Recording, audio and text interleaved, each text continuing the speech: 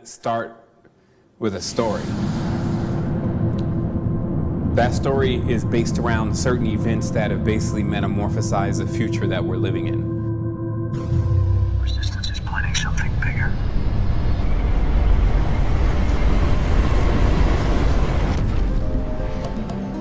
Dreams are as portals. This story is big, like it'll blow your mind. It's just as deep as that mandible. If you understood again what you were looking at, you're actually seeing the complexity of the world. And you're just seeing it visually. And so it gives you the ability to look at the texture of the complexity.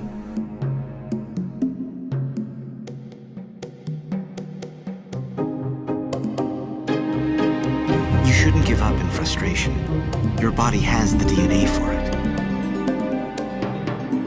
You have a universe inside of your body that has a magnificent system. It was the climax of the universe already installed. And that every single animal essence and trait, every single plant, insect, anything that you can think of could be found within the body. All right, suppose what you say is true. What do you expect us to do with such a contraption?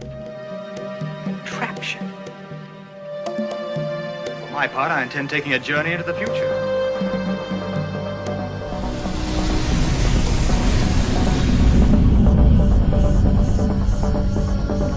Finally, we get to, at a certain point, this 8th and 9th dimensional being.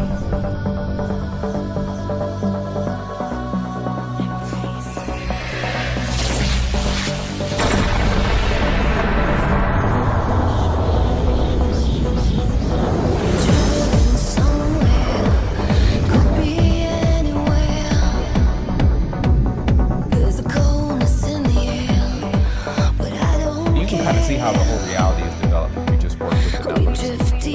Time changes space. Life goes on. We drift deeper into the sound. I can write dreams.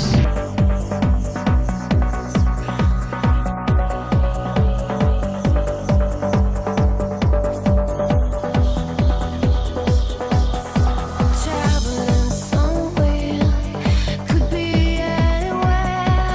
This is the 4 elements of the building blocks to everything. Coldness in the air, hey, but I don't care. We drift deeper into the sound. Life goes on. We drift deeper into the sound. Feeling These were strong. codes and symbols that were used to tell where you were coming from. So bring it on. We drift deeper into the sound. Life goes on.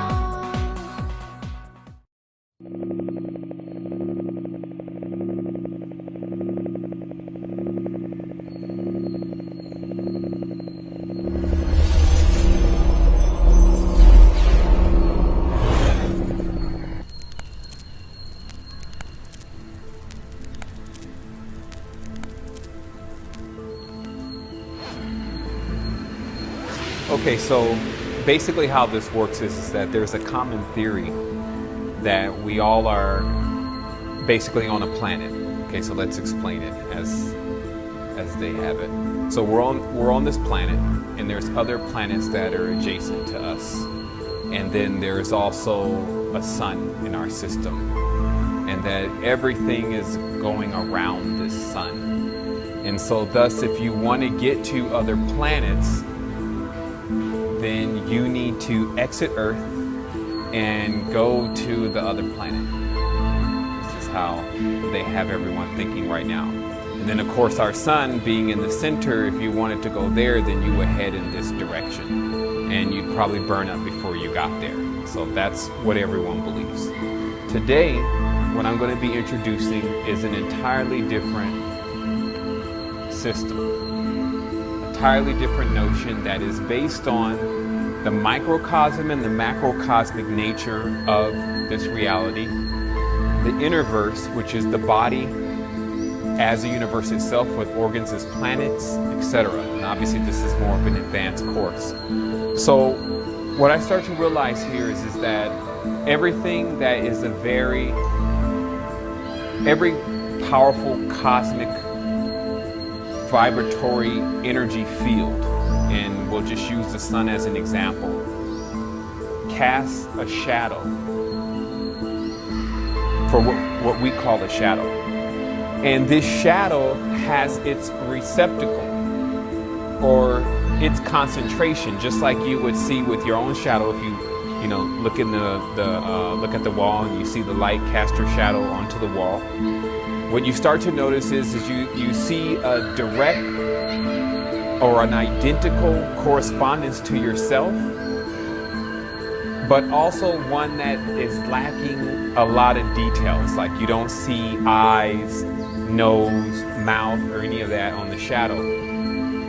And the reason why it's important to kind of understand this entire theory is, well, it's not just a theory. I'm saying that it's more than likely factual based on a lot of what we understand to be going on and what we feel to go on. But the reason why it's important for you to know this, because it actually uncloaks all of the characters that are in things like the tarot and in things like the paths of life. And anytime there's a character or a role that someone is playing, whether it's the king or the moon or the queen or Venus or whatever it may be, then it's easy to identify these characters more internally than externally. So what we'll start here is that you'll see that the sun is basically casting this shadow into the receptacle of what I would call the core of the planetary systems. And that all these subsequent spheres that are created, because now we can easily make this sun just another corresponding sun on a system of suns that are all in, I guess that would be a galaxy. And we're going to talk about how archetypes and characters get their variations within the fields in which that you're trying to interpret them from. So the fact is that, let's say, for instance, this third frequency is Earth. What's important to know is that Earth has in itself this field that it's spraying out.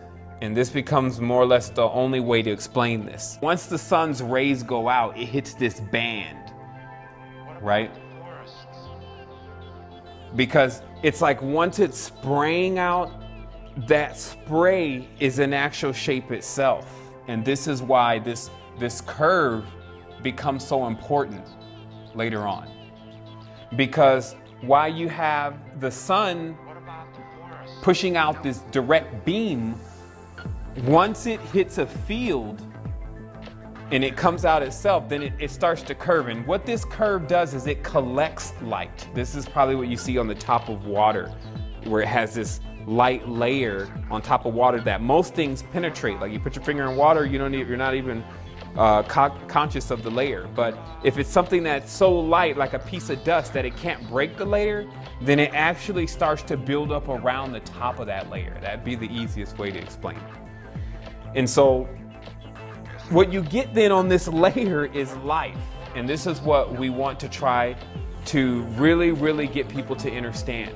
And I say only try because it's up to the person to actually lock into it and decide maybe this is really how things work.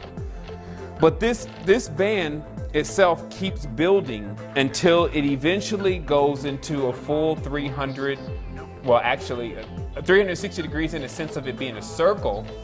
But because this is still a universe that is coiling, it's more like an elliptical orbit.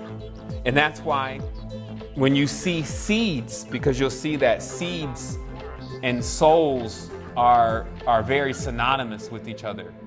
When you see seeds, generally a seed is always made of this kind of shape or just a different shape, anything beside a circle. most of the time. Not saying there's no circular seeds, perfect circle seeds, but most of the seeds that enter this planet and the ones that we look at don't have the perfect circle going on. What they really have is more of the coil, or something that has been spit out of a phi-based system where it's using waves and forms and frequency to create.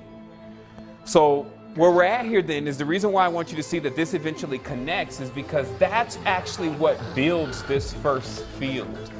Sometimes people call these spectrums. Okay? And we know that there are 7 colors in the spectrum. That means when clear light is shined through the prism, it comes out as 7 colors. So running with that, I started to really figure out that what you would probably get then is you would get one of these fields, right, where you have the band. And then you would have these 7 color spectrums. Okay?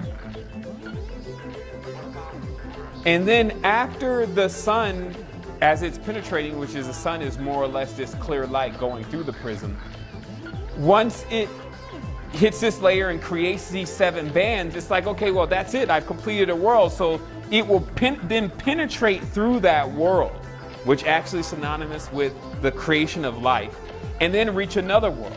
And the same thing will occur, where the bands will build up, then there'll be a penetration. Now, there's a lot more to this because you don't just have one sun in the sky, you also have stars.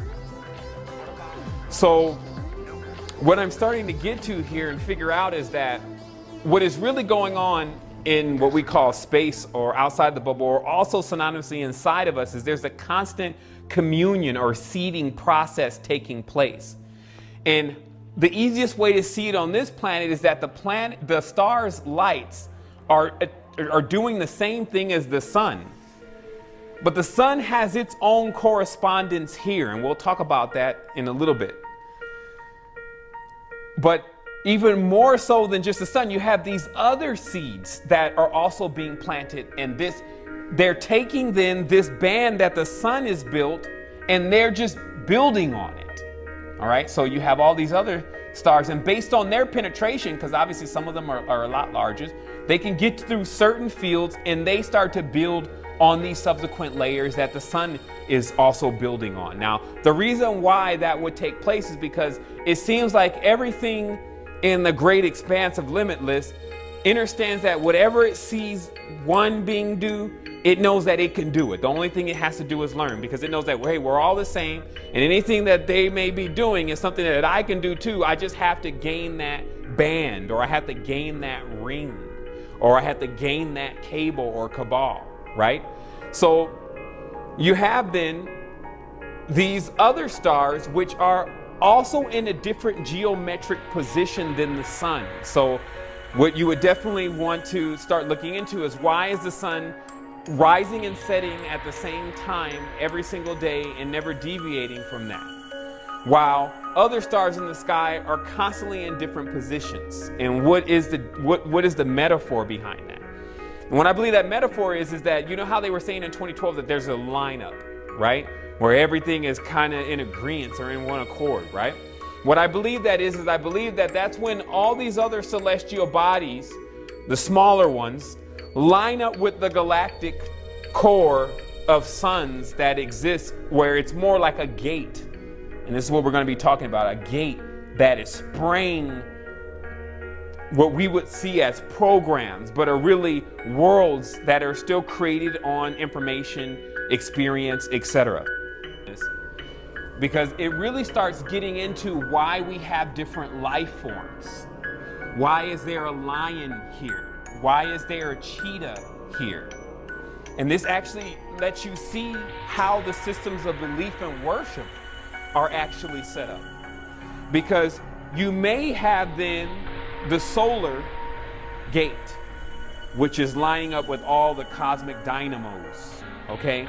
And generally, the symbol behind something like this, once it makes it into 2 dimension, is like this. And the reason is, and this is what you'll see generally, the sun spraying off this kind of ray, but obviously, a more correct way, if you were attempting to draw it, would be like this. okay? Where you got I believe the term is convex going on, because what you're looking at here is a dynamo. If you were talking about a real organic energy generator, what it would have accomplished, which is really what we call lining up, is that the positive and negative fields would be put into balance and harmony. So once that begins to occur, then it just blows geometry. So what I'm saying here is that if there's a sun in our galaxy and is generating energy, it's doing that because it's coming to some level of harmony. So what I'm believing and what I'm proposing here is that when you work with harmonics, like when you work in this harmonic field, it lines you up with an ability to interface with the source. And the reason is because these suns are gates. They're not the supreme being. And this is, well, in every tense they are, but the supreme being is not limited to suns. And this is what people just have to see and realize, is that you have these different suns. That's why you have Sirius, you have Aldebaran, you have Rigel, you have all these different suns, even some of them in different positions, not even lining up, right? But if you're talking about the supreme being, you can't really throw suns into it unless you're going to also throw planets, insects, worms, because the supreme being is everything, right? So that's suns and the rest of the stuff too. So what we find is with these suns is that, and remember, they're neither male nor female, or male and female, because it's actually accomplished the full mating process, right? And that's why it has the 3 points. This is the original knowledge where it came from. So this is mother, father, child, right? And then once you get that going on, mother, father, child, mother, father, child, mother, father, child, you can keep generating generations, okay? So that means that to do that, to completely see what this is to also see that these are the seeders, okay? Seeders of worlds. And they are in a specific role. And that's why once we start to look into the identity of the sun, we'll find that these suns, no matter what position they are, and this would then be all of the stars, since it's all a holographic universe anyway, are actually going around from band to band and seeding worlds with their geometry. Okay? Now we got to get into how geometry, that's seeding, how geometry actually works with the type of individual that is birthed from that geometry. And this goes a lot more deeper into why we have our bodies into more of a phi-based relationship, okay? While there are other animals here that have a different kind of geometry, especially insects, bugs, and things of that nature, right? So what we literally have going on here is we have a birthing pool. We have then, when you start to conceive, how are you going to be immortal? Like the way it actually has to be figured out. Then you get into why some of the beings that were already connecting and having the consciousness of the supreme being concept actually began seeding or terraforming worlds. And the key word here is arc. 2 by 2, which is the DNA. It's being able to carry all of the DNA of a symbiotic environment that will work, aka an ecosystem, right? Ecosystem knowledge. This is how you get the MEs that are talked about in Sumerian, okay? This is the knowledge of how to sustain a world, how to keep a world actually running. What animals will you need? Which ones will need to be taken away? Over the period of time, when you look at the scope, what will remain, right? And this is also why we get these mythological characters, especially within the lower worlds, like the Minotaur. There's something running around here. So if you notice that they always say in the middle of the labyrinth, right, there's this Minotaur. Okay? Now what the labyrinth is that's being referred to here is that now I have to get you to see these subsequent suns, or whatever kind of celestial bodies they are, the ones that are lined up with each other, as moving from this two-dimensional board to actually becoming what you would see as something like this. And this is where you get the word onion, and why the word onion is very similar to the word Orion. Okay, so we have onion and we have Orion.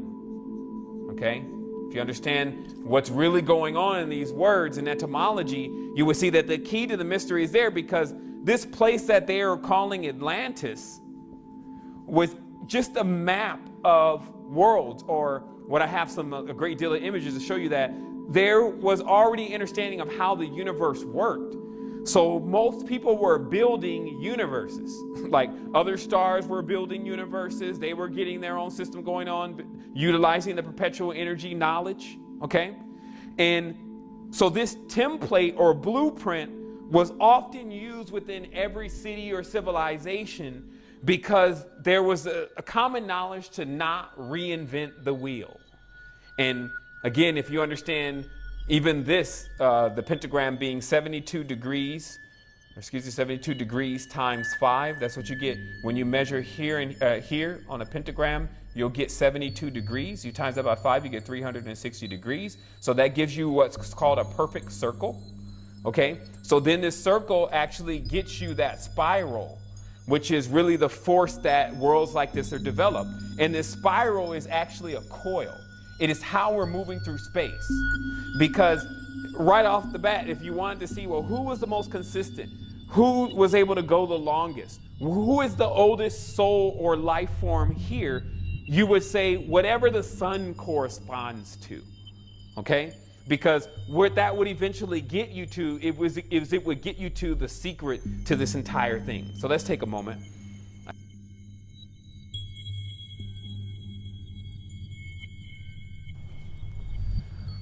Okay, so continuing with this, with the onion and Orion, okay, and Atlantis, and where all these fairy tales come from that are actually true, but in every tense are explaining to you the diagram of how these worlds are laid out. And to complete this, you'll find that what a labyrinth is something like this, okay?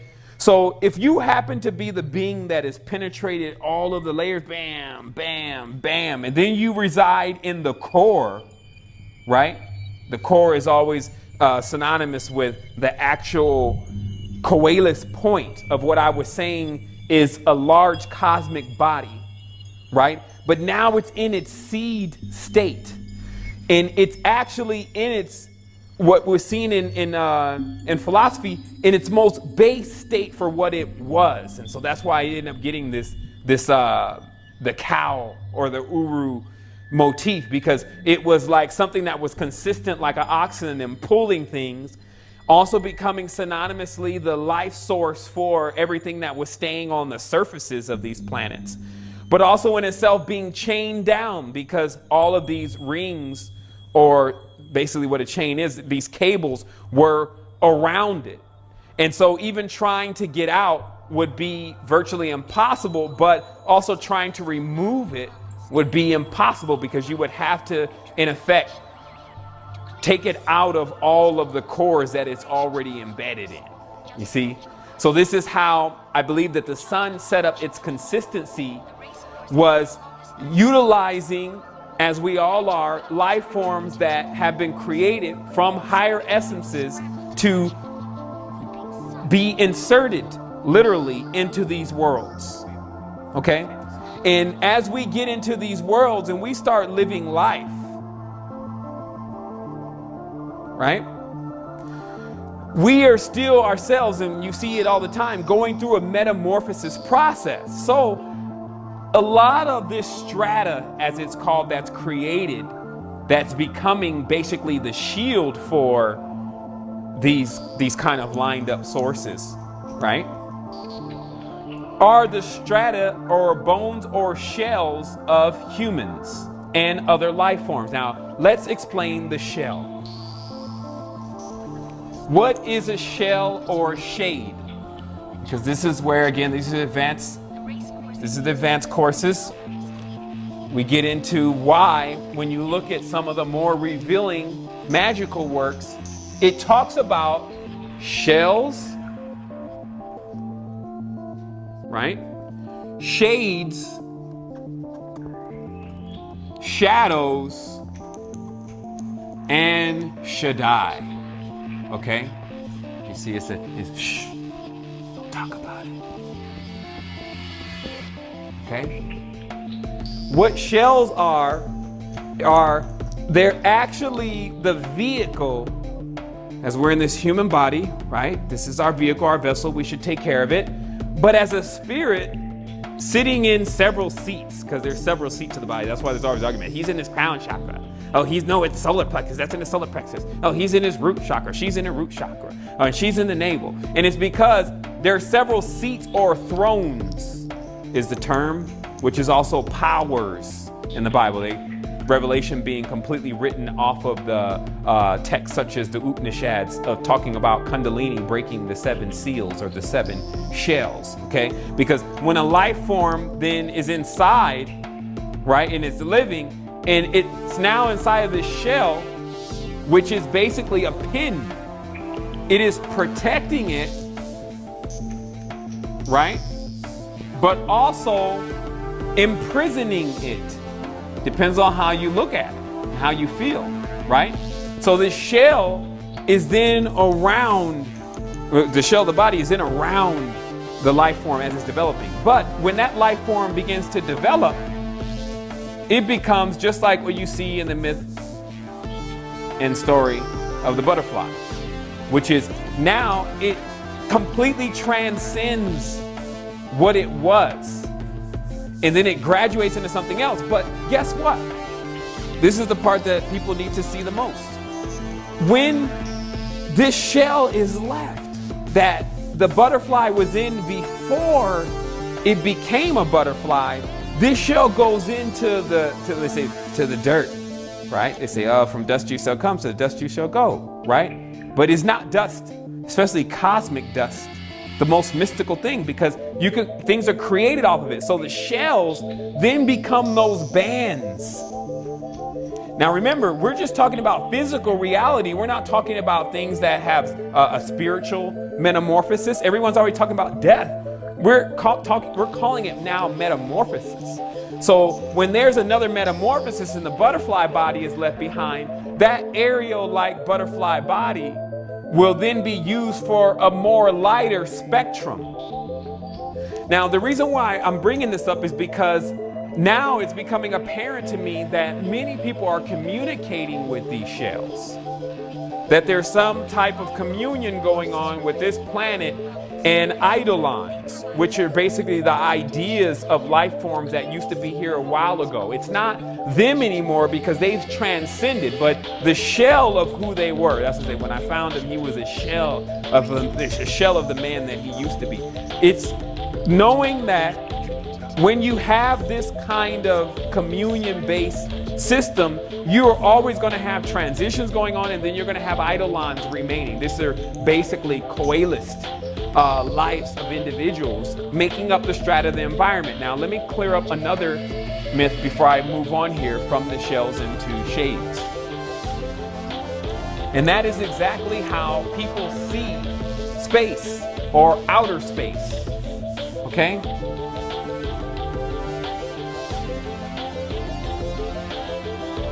Outer space is seen as this place that is filled with only a minuscule amount of stars in outer space, right?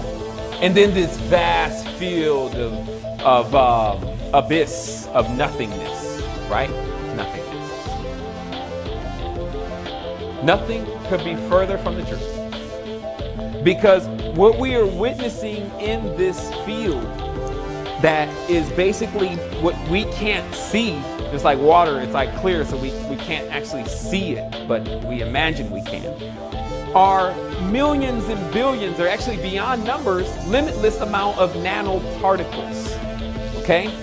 And what these nanoparticles actually are they're the same substances that are used to create trees, animals, plants, metals, okay?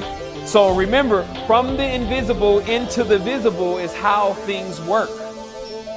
So it may be then out of the invisible of what your eye can see, invisible though, if that makes sense. So people should see that what invisible means is that you just can't see it with your current senses, but it doesn't mean that it's not there. So that's why when you start taking the particles that are in the air, like if we took a glass and we just swooped it through the air and we closed it, and then we bought the right either individual that could actually see, with meaning using third eye facilities, etc., or even some of the electron microscopes and things that we have, we would notice that this glass of emptiness is teeming with life. So the same thing is going on in space, but that is more like cosmic vitality. Okay? The cosmic vitality, right? This is what's moving throughout, that is in everything and is everything, but yet is nothing to those who cannot see it. All right? So let's take it a little bit deeper.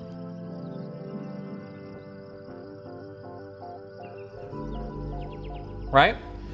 So now what's also happening though is each of these celestial bodies are basically not even acting as ruler. They're doing it. Acting like you're the ruler and being the ruler is two different things. And this is why the king attempts to become the sun king. But really, he's only a reflection. Just like we all are reflections of the higher creation. Why do we know we're reflections? And it's because we are entering gradually the state of limitlessness. And this is what I was talking about today. When you go outside, the reason why you know this though, is that when you go outside, you don't immediately become greeted by someone who says, hey, brother or sister, can I recycle that for you? Hey, brother, there's some places now that you can go and get great fruit, and all you have to do is just put a little bit of your time in. Hey, I have an excellent solution for anyone who is experiencing any kind of problems with the liver. You don't get that when you walk outside. You get, hey, bitch, get out of my way. So you get this in this external reality. And I just, I got to bring it to you guys real. Like what's going on in this world is not in perfect lineup. It's up to us to bring it in a perfect lineup. But the first thing we have to do is understand what we're talking about. This world in its state of consciousness, this is something that happens when we start to not know what's going on or play like we don't know what's going on. We're not living in the spotlight anymore, so where we actually go is the shade, right? And this is now synonymous with another path, or one that is not, that I didn't discover, but was recently, I recently found out we are treading on, which is known as the tree. And the tree seems to be synonymous with 3, okay? And what 3 is also about is division, okay? It's about splitting up things to make more things. This is like everything that this tree is synonymous with is more leaves, more fruit, a constant level of reproduction. But the tree also was known as nature, okay? Because nature has the highest level of division that we are aware of. I'm talking about real division. I'm not talking about Googleplexes and fake digital numbers. I'm talking about 2 billion insects, different kinds. I'm talking about different elements, some unknown. I'm talking about stuff like that. That's the highest levels of what you could ever split anything up from. Okay? So that's why nature became synonymous with the tree. And what the tree was, because as you see, the trees still draw their sustenance from where? The sun, okay? So what happens is that the tree is a concentration of the sun's energy. And then it grows through the fields too and sprouts up new life. And this is why you have trees around you. And they have different levels of knowledge. They can do different things. Certain substances are made out of them. Most of the things in the world that we use are affected by the tree. And what the tree is on the spiritual path, though, is it is in many cases something like the sapphire, but something far more intricate. Because we would need to start to explain why then you get something like a shadow world. And this is why I was saying it has a lot to do with the shade. And that's why birds, as they say, birds love to nest in trees. Who are the birds? Okay? The birds are the angels, for lack of better terms, right? Or so the archangel, right? Now, who's the archangel? That is the human with wings, okay? This means that this is indication that they've already been into these massive systems, right? But when you come to nest in the tree, and we'll just draw ourselves a tree here, okay? We have different parts. Okay, there's a tree. So we have the tree, we have the trunk, we have the leaves, we have the branches, we have the roots. Okay? And obviously I'm no Van Gogh over here, but if you notice then that if you're on the spiritual path called the tree, then there's all these paths with some containing perils. And it's, again, a more massive story about different kind of trees and the difference between a poisonous tree or a gateway tree, a poisonous tree like ivy or a gateway tree like mushrooms, the differences in the types of wood, etc. That's what you would get in that whole land of division, which are basically the different branches on the tree. And then there's also the dangers of eating too much fruit, or basically the abundance of the tree, right? And on these paths, you have individuals, souls, entities, beings that are on lambs on the path, meaning that they are actually on the tree and don't even know it. They're on the tree, but they really meant to go solar, right? Because there's something different about the sun and a tree.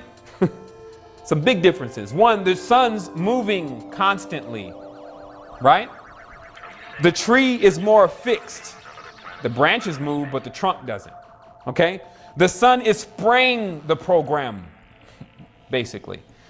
The tree is taking the program and converting it.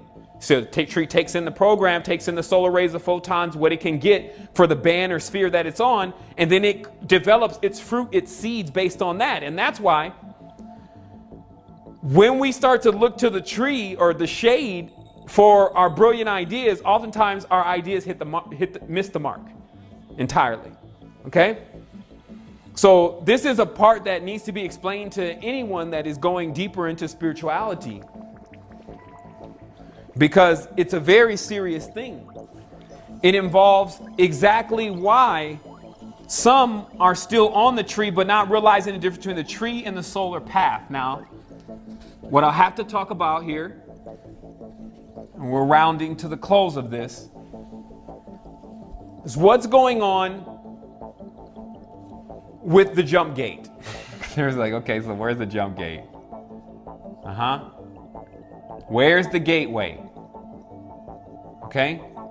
And I want to let you know now that the word you're looking for besides guides are really beacons, right? Because the guide sometimes is synonymous with some other entity there. And if you try to take people down the path and say, oh, use your guides, even though the guides are for sure there, then they start to lose the idea and start losing that all is still self. So this guide is really you, just on a different part of the timeline.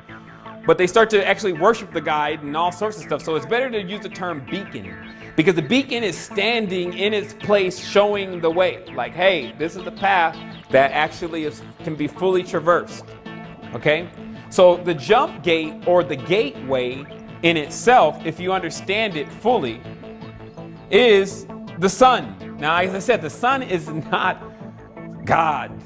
Okay, or what we would call, actually, they do have a Gothic god named Good, who is indeed a sun god for those people. But what I'm talking about is when you leave fairy tale and then you get to the real thing, you'll find that because these suns are all in order and they're spraying realities, what you have is still tubes. This is something that is old knowledge about. If someone can see you in the mirror, then you can also see, if someone can see you in the mirror, then you can also see them in the mirror, right? And also in every tense, if there's something spraying through, seeding, then it's possible for you to end up going back up that same pipeline, okay? So what you'll find in this whole ascension process is the difference between those who are on the tree, dealing with the shades, all the old news, basically just shadows of what things used to be. Or you can be in this stream, but coming up. Now this is an uploader, okay? Now uploader has to be very sleek in every tense, meaning that all of your toxins, right? All of the excess, right? Will burn off as you're going through these solar fields. This is like flying into the face of fire, right? And the only one that can fly into fire and not fear, right, are the ones who have no fear. Okay, right? No fear, right? Meaning they know fear. And they know the identity of it, right? What is everyone afraid of then? Everyone is afraid of seeing what they really are. You'll see it sometimes when you get some people in certain environments, the spiritual stuff starts happening, they start getting scared of the stuff that's around them. But in the concept, and not even a concept, but a fact of all is self, it's only another variation from you. So you're running from yourself, running from your own shadow. So in every tense, what you have then is you have what I called downloaders, those trees, and uploaders. And that was right here. And what the downloader does is the downloader stands on a band and actually takes in the programs coming from the corresponding suns, or sometimes synthetic suns, as you'll see with certain kings. But they're taking in the programs that are being dished out to them, right? And what this seems like is a lifestyle where so much is going on, you never get a chance to focus. It's just hitting you all in the face. Thousands of ideas.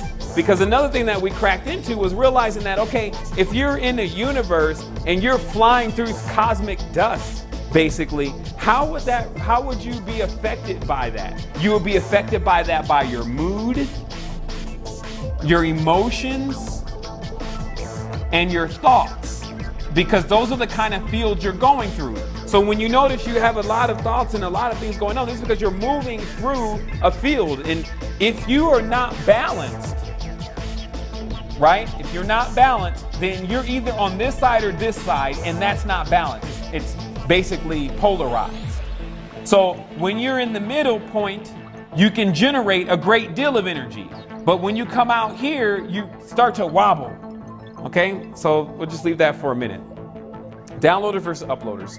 So just like your internet connection, you'll find that they'll give you, let's say now, I don't know in the US, we're in Costa Rica, but let's just use some general numbers here in the US. They'll probably give you 40 megs, right, down, right? So you're like, yeah, man, that's, 50 megs down, right? Like, yeah, man, that's super fast, right? And they say, yeah, this is 50 megs down is only gonna cost you $29.99. And you're like, yeah, let me get it, right? And then they install it, and you figure out when you're going to upload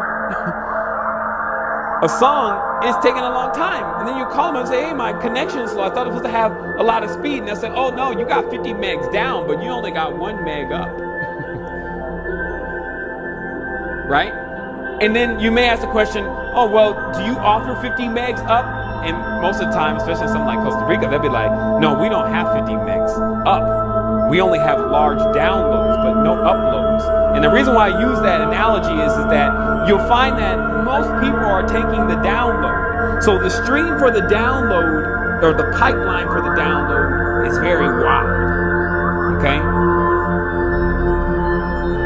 But the one for the upload is like narrow and straight. It's sleek.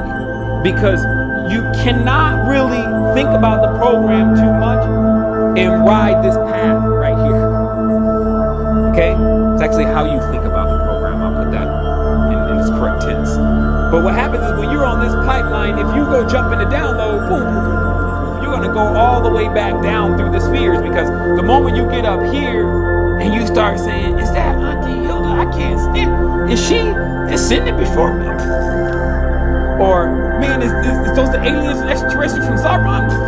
You're now taking the program. So what happens is that's why I say straight and narrow is the way. And this is why language and words is something that we really have to understand what has happened.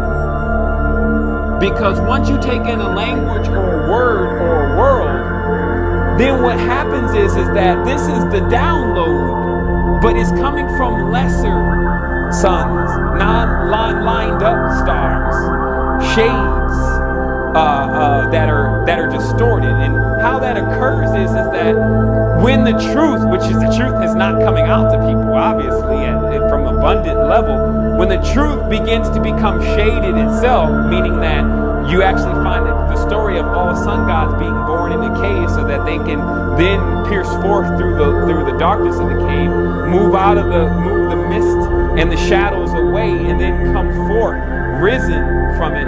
You'll find that those stories exist because once knowledge starts to be shrouded of exactly the stuff that I'm explaining now about the different parts of the path, the tree versus the solar path. Obviously, the solar path is not masculine. We talked earlier about it's a dynamo, so it's understanding how to balance positive and negative energy, meaning that positive and negative no longer means whether someone is someone that you like or don't like, or whether it's the proper color for you or they said the right thing to you. It means that you don't access these fields when you're going into energy, right? And as you ascend, you're being stripped. This is what you have to realize. Like when you go through these planets, you gain mass. Okay, so maybe I should have drawn that different way. It gets bigger as you go in. So right, you're gaining all this mass, but when you're coming back through, you're shedding all of the extra stuff until you should be projecting that when you finally reach what they call that galactic core or whatever, the big dynamo, that there is still a tightened down but very infinitesimally small concentrated entity known as unknown, clear face, because all the identities are shedding off, and you're now able to enter into these fields. This is what is really going on here on the planet. And the faster that we all realize this, the quicker that this becomes an elevator again, because the sun was an elevator. This meant that an elevator is something that when you look at, or escalator, a ladder, it's something that when you look at, it gives you some inspiration, right? This is the word inspiration. It means basically a spirit inside, a sun inside, a soul inside. So when you're inspired, because the sun has taken the ability to rise forth in the morning, pushing away all darkness, the warmth comes out. You find yourself again in a balanced field, not a masculine solar field. Some people think the sun is a man. If the sun was polarized, it could not generate energy. This is why the English word is tricky. And that's why I was saying, you're playing around with the language, which they've already done. You get words like sun being synonymous with words like sun, and this becomes a male. This male then becomes the pole. He's polarized, and then from that point, nobody is really seeing the female, which would need to happen for this to be balanced. She's now veiled, right? Which is in the cultures who even know this. They veil the women as a statement, which it meant in the ancient days that the knowledge of nature, meaning the division, the creator of worlds, would have to be held off from being given to people. And this is when we get to the 47th problem of Euclid. Okay? And it's basically the incubation station. It's what you see the replica of in Egypt, which is how to understand the principles of generation. To generate, you need these two poles, right? And those two poles, when coming together, will have a byproduct. Okay? And then this will turn around and do the same thing. Okay? And the positions will be continuously interchanged. But when you remove one of the components, you break the link. And so it's because we don't understand the roles of nature. We don't understand the roles of attraction, communion, and how that's an energy for us. Let's look at attraction. Okay? Right? So attraction is energy. When you feel like something that you want to do, you start to feel like you want to do it. There's an energy associated with that. So in our worlds, our opposite poles are always attractive to us. And this is what keeps the energy going in the creations that are known as incubation. I believe that's correct. Incubation. Okay, in the cube. Now, let me just explain this very easily for those who need to understand incubation, because the cube is not something male or female. It's actually what has already understood how to merge those, because this is the same symbol then when you take it then and you slip this into here, and then you really start to work out the geometry, you actually come up with a tetrahedron. And so what they're saying is that the actual pattern of the dynamo of creation within a three-dimensional reality has already been discovered within the 47th problem of Euclid. The 47th problem of Euclid is only stating the connection between the mother, the father, and the son. But this still being downplayed because it actually reveals the secret to infinite life, or being perpetual. A perpetual existence in a physical reality. This is like someone had to ask that question. Okay, this is great. These worlds are great.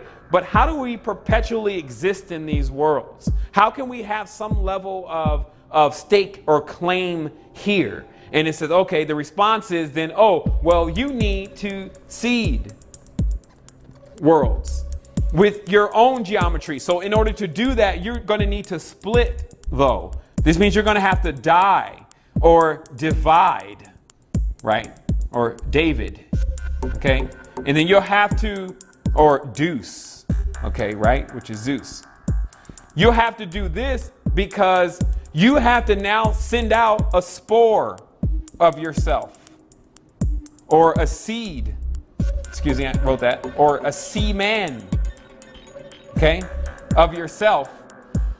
And you'll be able to hold two positions. Okay, and this is why woman and man connect, because woman, when we divide ourselves, one pole goes one way and one goes another.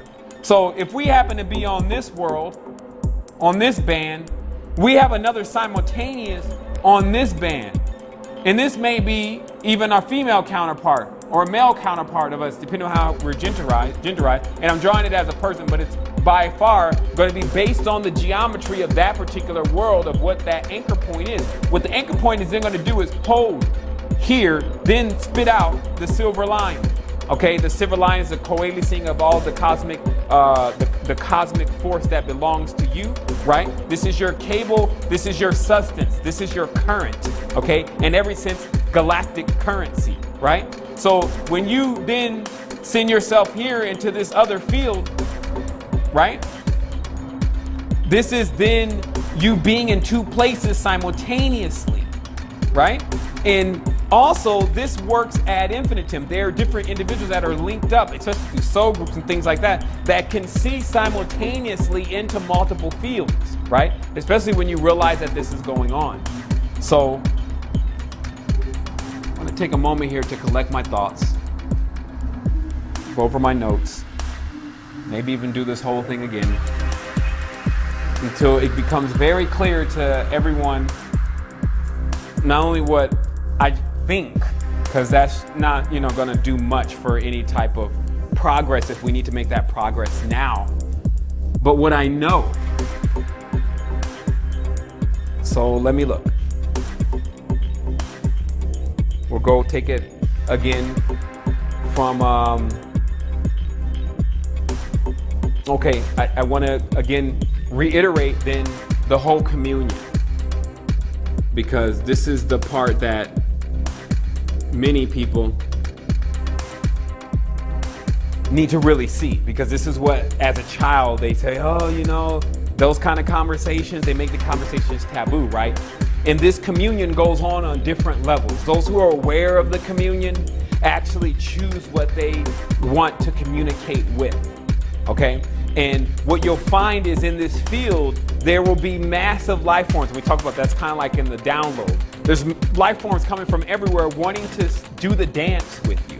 They basically want to see if you're able to cohabit or coexist with them, okay? And the reason this is important is because, remember, you have this galactic tether of universal currency still coming from what you gain cosmically, right? And so in essence, if you choose to join something's world in connection with them, then you're sharing your galactic juice, your ideas, your cosmic vital force, all that type of stuff. You're now sharing in this communion. So this is where it gets a little tricky, especially within religions, because you'll find that they have been cohabiting and keeping the company of, or are in cohesion with, a collection of different eidolons and shells that want the individual to coexist with them or connect with them, but in every tense they are vampiric. And so that's what we need to kind of cut ourselves off from, if anything, is much of the communion that is going on with things that are not going to allow us to fulfill why we even came here in the first place. Which is, if you're now moving into the point of the uploader, you now have to remove, in many tenses, from your mind all of the burning of unnecessary bandwidth. Right? They even name it right. The bandwidth. Like the width of the band. Like how complex is your world you create? Are you getting shrouded out by the downloaded world? Because it seems to offer much more. Also, those that are taking downloads, they don't have to really do much. To go into the face of fire and to transcend it, the fear, it takes that constant drive to take the program as it continuously pummels you, only because you are not active, you're receiving. This is like laying out on the couch all day and not doing anything. So when that occurs and you take in more of the suggestion, more of the program, and then it just so happens that, and then obviously this is a part of part 2, a refractor is put in the way. Okay, refractors. You'll learn the secret to the moon, right? The moon catches energy and is designed, if you notice, based on the geometry that was spoken of, especially in Secrets in Plain Sight. But you'll see that the pyramid is lined up perfectly as far as size and circumference to be a direct refractor for the moon. So we're basically talking about bouncing signals here. We're talking about before a cosmic light of certain essences get to people, it's at times hacked if they've taken in any synthetic things that belong to the moon or lunar energy. Now remember, the lunar energy, we'll get into this for just a little bit here, is a reflection of the sun's energy, right? Now, so are we, right? But how are we choosing to reflect it? Are we magnifying it or are we dispersing it? That's why we got to keep going. Like, how do you reflect, right? So what we're talking about here is we're talking about now then, if you have this moon as a refractor, which means it's catching the light of the sun and then pretending like it's its own light, right? And this is where you get also the embodiment of the king or the nighttime sun. Okay, this is also what's going on in this reality. But we have to see clearly what is happening, that some people say, well, everything is, the plants and things grow based on the moon. No. Plants and things grow based on how the moon is refracting the sun's light. Ah, okay. Because we still know when it comes to lined up celestial bodies, if you put your hand out there, which one you're going to feel. Now, the magnetic force that the moon holds is that opposite pole that we call negative, right? But this doesn't mean evil. It is the magnetic. That's why you feel more of a magnetic force coming from the moon, right? And so this also gives us the whole idea of mag, right? Which is basically the Magdalena or the Mary, right? The Mars, males, masculine,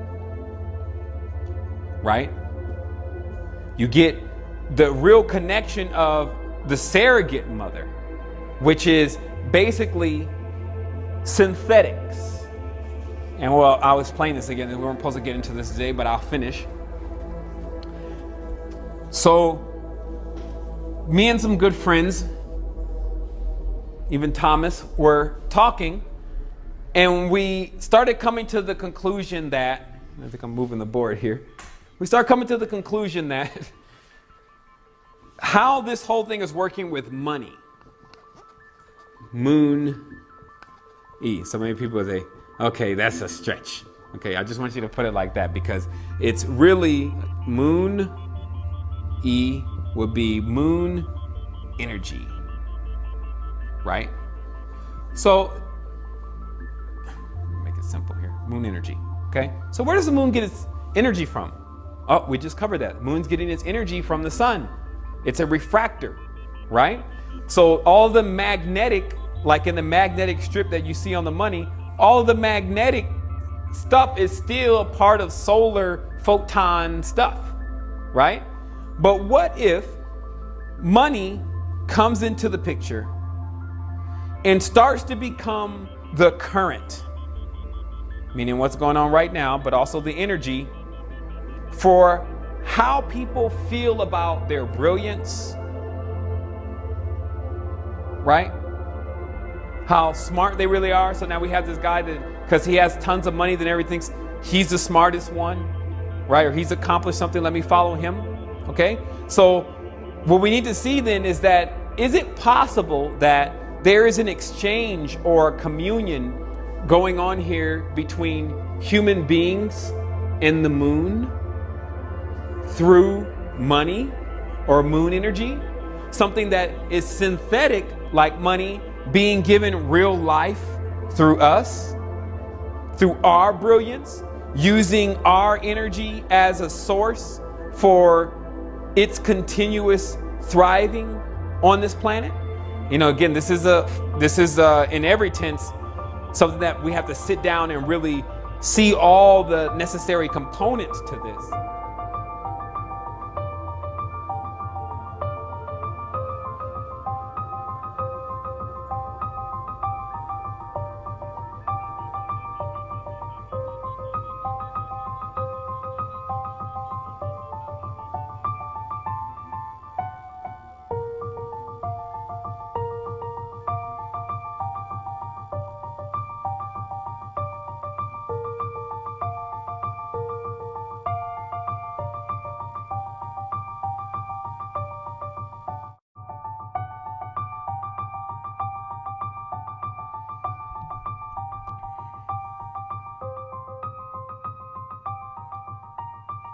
And that is just a sample of what we have coming for you. Obviously, things are really clicking over here.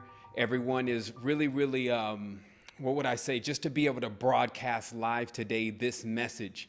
You could just see how many hurdles it would take to put it all together and to make it all fit. So I really want to tell people something is really looking out for us, and it is us. There is a higher state of your consciousness that you are now becoming familiar with, and you're actually starting to create the synchronicities that are driving you into where you need to be, letting you learn what you need to learn, understand what you need to understand to expand. And this is something really I can say it's the first time that I've been seeing it out where people are doing it to this level. So again, we have a lot more. Also, this message today is definitely an adept level message. I really do want to say that, but that's really what a lot of the Astral Quest people expect. So we chose to keep it in that vein, especially since we're going to be really taking things a lot more slow around here just to get familiar with all of what we really have at our disposal to make our messages have even a greater impact, with especially parents and children, and also the amount of people that can receive the message at one time. And also we want to start introducing things like the iBooks, which are basically interactive books that you'll be able to have that go along with programs such as what you saw today, to give you the step-by-step explanation of everything that you're seeing. But again, it's one of those things because obviously there's a deep level of spiritual connection, a high level of spiritual connection, and then a harmonics that we've been able to obtain here. So what we present, we also see that, again, it's just it's a massive work, and when it comes together and it comes together perfectly, you get a chance to feel the essence of it. And that's something that we want everyone to enjoy. And so I want to say special thanks to all those that are out there, and also even in here, obviously Thomas in the studio, Jason in the studio, also my great friend Jason out in the UK, Keyshawn, all types of individuals that have just risen to the call of what's been going on in this world and saying, you know what, I'm just going to go ahead and do something about this. I'm going to put my all into it. And David out there too, also keeping me in shape and keeping me chiseled down, as we call it, not just on a physical level, but also being able to do that mentally. So it's been a really good coalescing with all of us. We want to continue to increase that so people can indeed build on it and launch from it, that it has that stability. So I wanted to say wholeness and balance vibrations to everyone. We will be seeing you soon. You'll see stuff coming out from us definitely in your email boxes and on the website. Also, let me see if there was something that I may have missed. And no, actually, I'm sure everyone wants to get a chance to watch this video over again. So they were like, okay, let me go ahead and take it piece by piece, and then let me make wholeness out of it. So that's what we encourage you to do, wholeness.